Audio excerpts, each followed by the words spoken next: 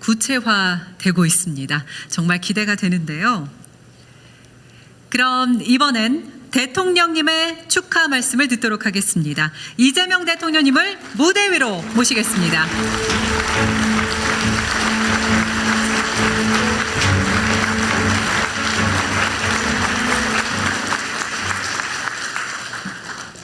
네,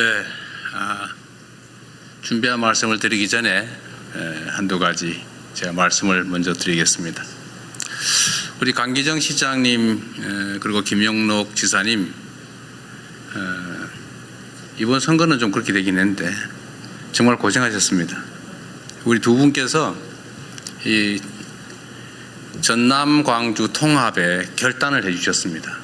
이거 쉽게 할 수 있는 거 아닙니다. 공직자, 선출직 공직자들이 자신의 당선 확률을 절반으로 줄인다고 하는 결단 쉽지 않습니다. 실제로 행정구역 통합이 잘 안 되는 이유는 사실 정치적 요소가 가장 많죠. 그런데 전남 광주의 새로운 가능성을 위해서 과감하게 통합의 결단을 해주신 대한민국의 지방자치 역사를 새로 써주신 우리 두 분께 박수 한번 드리고 싶습니다.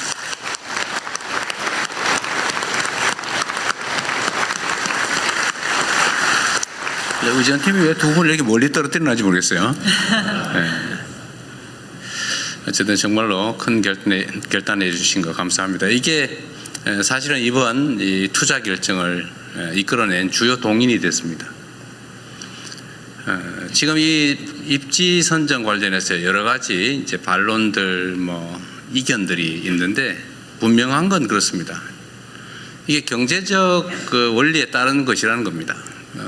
전 세계적으로 인공지능 산업 발전에 따라서 이제 메모리가 절대적으로 부족해지고 사실은 용인이나 또는 평택, 화성 이쪽에 기존에 계획된 공장 부지로 충분할 거라고 지금까지 생각해 왔는데 최근 갑자기 전체적인 예측이 아까 그림에서 본 것처럼 수요가 폭증하는 상황이 됐고 물량이 부족해서 지금 일부 산업에 황폐화가 걱정될 만큼 심각한 공급 부족에 시달린다고 합니다. 이게 단기간이 아니라 아주 길게 이어질 거라고 하는데 결국은 또 추가의 증설이 필요한 상황이 됐습니다.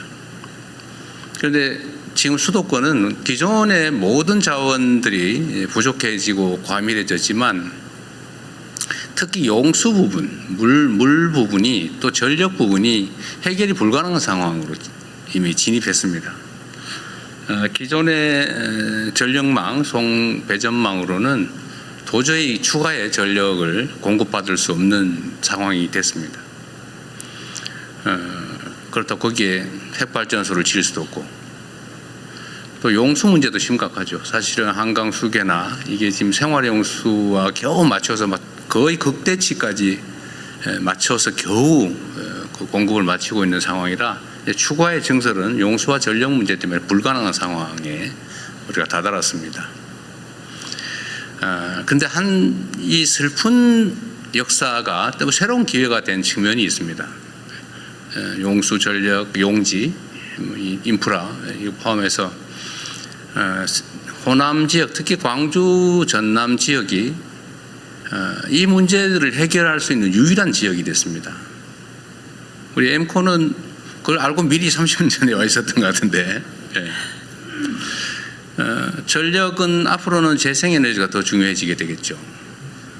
그런데 이 전남, 광주를 둘러싼 서남 해안, 풍력, 태양광이 매우 풍부하고 잠재력도 높고 특히 김영록 지사께서 정말 아리백 산업, 아리백 성취를 위해서 정말 애썼잖아요. 아리 300까지 하고 있다고. 그런데 거의 이제 아리 200 됐다고 하는 얘기를 들었어요. 그죠? 한 반 정도는 남는다. 근데 앞으로 3배까지 남겨서 산업을 유치하겠다고 아주 오랜 기간 준비를 해 오셨습니다.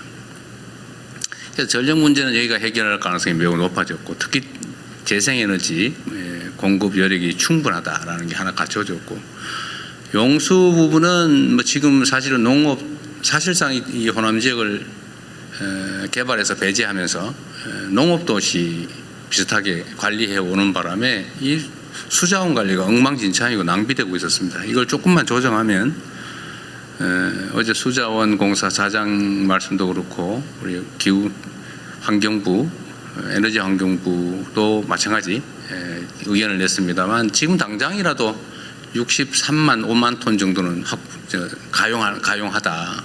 앞으로 혹시 더 증설된다면 한 130만 톤 정도 일간, 이것도 조정을 조금만 더 하고 준비하면 할 수 있겠다, 이런 판단이 들 정도로 방치된 것이 기회가 된 것입니다. 용지도 마찬가지죠. 뭐 다른 데는 복잡해서 서울은 땅 한 평에 뭐 공업 용지로 쓸래도 1,000만 원씩 500만 원씩 하는데, 사실 여기는 장기간 배제돼 있으면서 용지의 가격도 낮고 또 펀펀하잖아요. 딴 데 뭐 토목공사 하려면 아마 SK하이닉스 용인에 토목공사 하느라고 엄청 고생하고 있을 겁니다 지금. 근데 여기는 사실은 거의 평탄지라서 그런 비용도 좀 적다는 이점도 있죠. 지진도 없는 안전지대이기도 합니다. 그래서 이 모든 조건들이 지금까지 배제됐던 측면에서는 하나의 새로운 기회로 전환이 된 것이죠. 그리고 정부 입장에서는 매우 중요한 정책 목표가 있습니다. 지금처럼 수도권 일극 체제로 계속 가면 나라가 망한다. 반드시 국토를 효율적으로 제대로 쓸 수 있도록 균형을 맞춰야 된다는 게 저의 생각이고 많은 사람들이 동의하는 바입니다. 이번 국민주권정부의 핵심 과제죠. 국토 균형 발전을 통해서 포용적 지속 성장을 이뤄낸다. 피할 수 없는 핵심 과제입니다. 그래서 이 정부가 하는 역할 중에는 이런 객관적인 조건들을 잘 맞춰서 국토 균형 발전이 가능하도록 하는 것이죠. 그리고 또 한 가지 또 중요한 요소가 있습니다. 이게 그냥 이게 상황이 좋으니까 잘 가보세요. 우리 뭐 허가 신청하면 허가나 내드릴게. 잘 해보세요. 이렇게 해서 되겠습니까? 엄청난 인프라 구축 비용이 필요하죠. 예를 들면 그 수도가는 어떻게 할 것이며, 철도는 또는 도로는, 전력망은, 아니면 오폐수 처리 시설은 어떻게 할 거냐 대체. 엄청난 비용이 소요됩니다.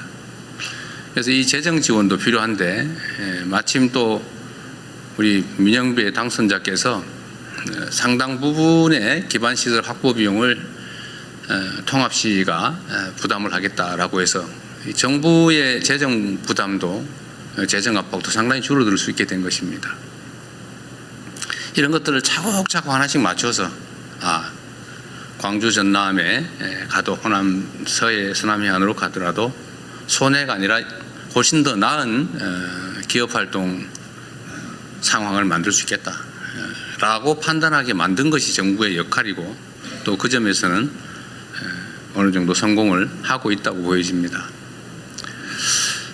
저는 여긴 광주니까 그 말씀 한번 드리고 싶어요. 세상은 많은 사람들이 함께 모여 사는데 저마다의 욕망도 다르고 이해관계도 다 다릅니다. 그렇다고 모든 사람들의 욕망을 충족시켜 줄 수 없는 게 세상의 현실이기 때문에 이거를 적당히 잘 조정을 해야 돼요. 누군가 억울하지 않게, 어느 지역도 억울하지 않도록 또 합리적이고 예측 가능한 그런 질서를 만들어내는 게 바로 국가가, 소위 위임받은 권력이 해야 될 일인 것이죠. 그런데 안타깝게도 우리 대한민국은 그러지 못했습니다. 역사적으로. 대한민국 정부 수립 이래로 불가피한 측면이 있지만 우리가 가진 자원과 기회를 한쪽에 몰아가지고 올인했죠. 수도권, 영남에 올인했습니다.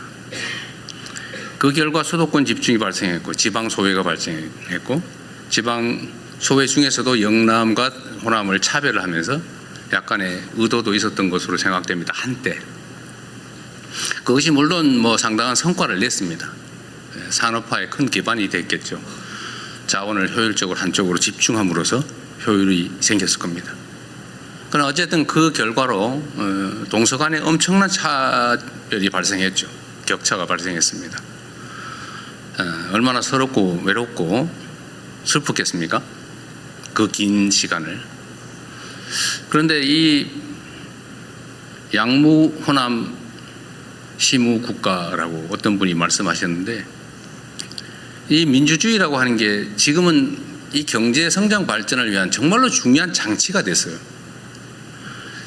효율적이고 예측 가능한 공정하고 투명한 질서가 아니면 현대 국제 경쟁을 할 수가 없습니다. 그 비효율을 가지고 예측 불가능성을 가지고 어떻게 경쟁하겠어요? 이 민주주의라고 하는 걸 만들고 또 지켜오고 또 지금의 이 세계가 부러워하는 모범적 민주국가로 발돋움하게 된 것은 많은 우리 국민들의 노력의 결과이긴 하지만 그 중에서도 호남의 노력이 매우 컸다 이렇게 생각합니다. 배제되고 서럽고 소외됐지만 그럼에도 불구하고 민주주의를 지켜왔죠. 그 결과가 대한민국이 산업화에 이어서 민주화를 이뤄내고 또 전 세계적인 모범이 되었을 뿐만 아니라 합리적 경제 활동의 토대를 만들어서 우리 기업인들이 예측 가능한 상황에서 합리적인 최선의 결정을 할 수 있게 되었던 것입니다. 저는 이게 우연이 아니라 대한민국의 우리 국민들의 이 위대한 DNA가 우리 기업들이 합리적으로 경쟁하고 최선을 다하고 국가적인 또 국제적인 경쟁력을 갖게 된 하나의 원인이라고 생각합니다. 물론 그 핵심은 우리 당사자들의 노력이겠죠. 그러나 그 토대에는 우리의 민주주의적인 DNA 또 민주주의를 위한 치열한 투쟁의 결과가 있었다 이렇게 생각합니다. 다행스럽게도 이제 그 서름을 조금이나 벗어날 수 있는 기회가 생긴 거예요. 이게 전부를 완전히 균형을 맞출 수는 없겠지만 소외와 배제, 슬픔과 억울함을 조금이라도 만회하고 동서가 또는 수도권과 지방이 균형 성장하는 첫 출발이 될 것 같습니다. 이게 저는 오늘 이 정책 발표를 하면서 제가 느끼는 소회입니다.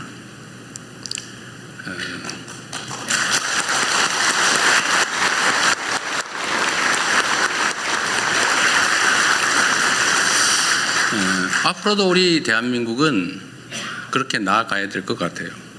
서로 존중하고 공정하게 예측 가능한 사회에서 누구나 자신의 역량과 자질을 발휘할 수 있도록 만들어내는 것. 그게 정부의 역할이라고 생각합니다. 그리고 오늘의 이 서남권 투자는 우리 기업인들이 결단해 주신 것이라 우리 국민을 대표해서 특히 이 호남에 거주하시는 우리 국민들을 대신해서 깊은 감사의 말씀을 드리는 동시에 여기서 끝이 아니라 좀 더 효율적으로 기업에게도 유익하고 또 우리 국가에게도 유익한 우리 국민들에게 희망을 주는 그런 새로운 역사의 출발점이 됐으면 좋겠어요. 여러분의 결단이 정말 큰 도움이 될 것으로 생각됩니다. 이거 많이 준비한 게 있는데 지금 못해야 되겠는데 생각이 될 것 같아요. 이거는 제가 준비한 축사는 우리 언론인 여러분들은 서면으로 제공할 테니까 참고하시기 바랍니다. 저는 정말로 기쁩니다. 저는 이제 민주당 소속의 정치인으로서 이제 대통령이 되었습니다. 그리고 대통령으로서 대한민국 모두를 위한 국가 정책을 기획하고 집행하는 또 그를 지휘하는 위치에 있습니다. 저는 전체를 지향해야 된다고 생각합니다. 물론 제가 가지고 있는 기본적인 가치나 이상 어떤 열망, 열정 이런 걸 포기하지는 않습니다. 그 두 가지가 잘 조화되어야 되겠죠. 전체를 위해서도 유익하고 또 한편으로 우리가 가졌던 꿈이나 이상들을 포기하지 않아야 된다고 생각합니다. 아까도 제가 국무회의 때 말씀드렸는데 영남은 지금 인구가 1330만인가 그러고 이 호남은 지금 현재 500만이 안 된다고 하죠. 그러나 해방 이후에는 호남 지역이 인구가 더 많았다고 해요. 왜 그렇게 됐을까? 그건 우리의 아픈 또는 슬픈 축적된 역사의 결과죠. 이제는 조금이라도 교정을 할 수 있게 돼서 참으로 기쁩니다. 우리 이 지역에도 이제 새로운 희망이 생기면 좋겠습니다. 약속드렸던 것처럼 제가 직접 관할해서 집행을, 기획을, 총 책임을, 또 최종 책임을 확실히 지겠습니다.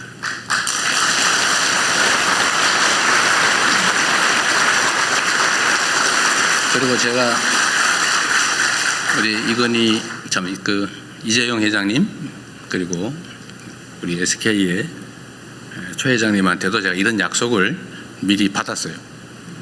원래는 순서대로 할 생각이었던 것 같아요. 영연 다 끝내고 그 다음 단계로 얘기를 하시려고 했던 것 같아서, 그건 뭐 기본적으로는 그렇게 하시겠지만 지금 수요가 너무 폭증하니까 동시에 추진합시다, 이렇게 말씀을 드려서 동의하셨죠?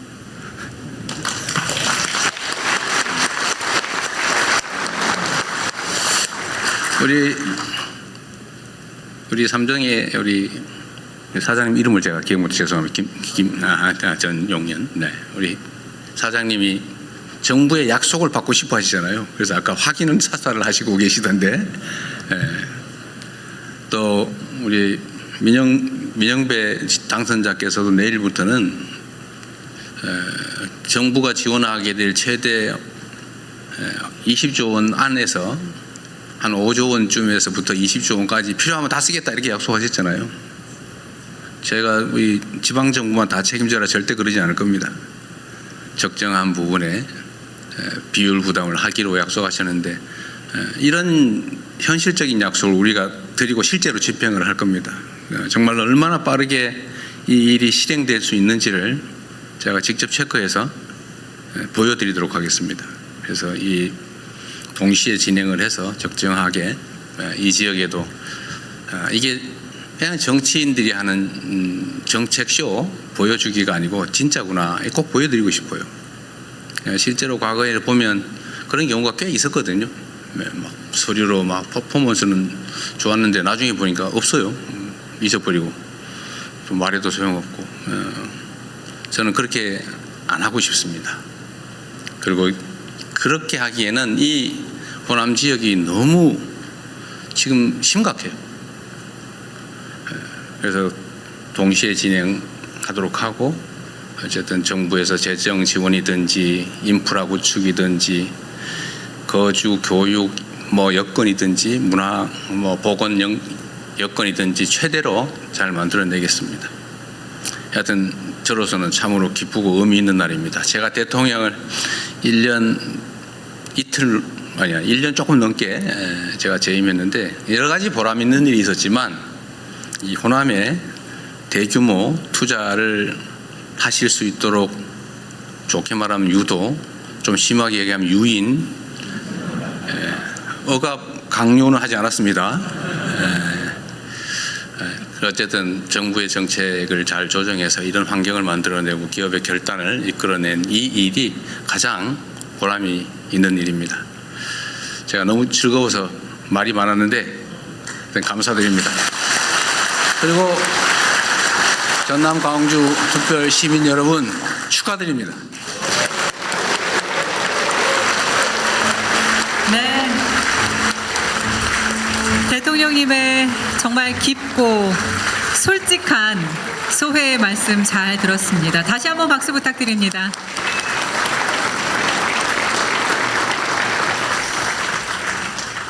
정부와 기업, 지방정부의 긴